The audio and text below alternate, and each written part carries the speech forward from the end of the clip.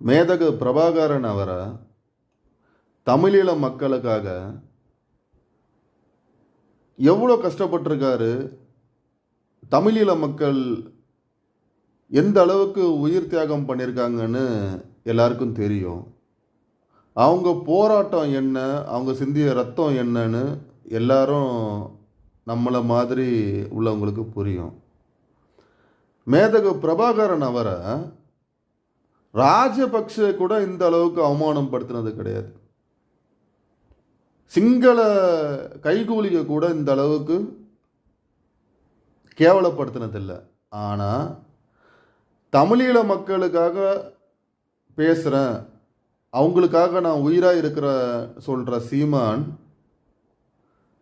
ஆமக்கறி சாப்பிட்டேன், ஆமை ஓடு நீந்திட்டு படகுல வந்தார் ஒருத்தர். பன்றி வேட்டைக்கு போகும்போது அண்ணன் நீ போகாத நான் போகிறேன் அப்படின்னு சொன்னார். மான் வேட்டையாட போகும்போது அது ஒரு கதை. கப்பல் கதை, AK-75 85ன்னு அது ஒரு கதை. சரி,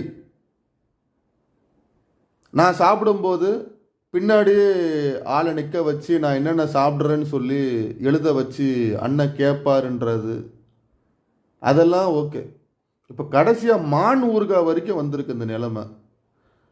இது தமிழ் போராளிகளை கேவலப்படுத்துறது சமம்.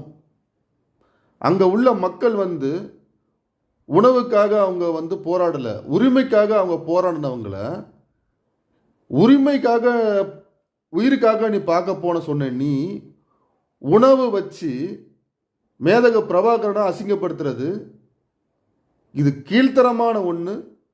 உண்மையாகவே தமிழ் தேசியம் பேசுகிற மக்கள் இதை வன்முறையாக நீங்கள் கண்டிக்கணும். இதுக்கு ஆதரவு நீங்கள் கொடுக்கவே கூடாது.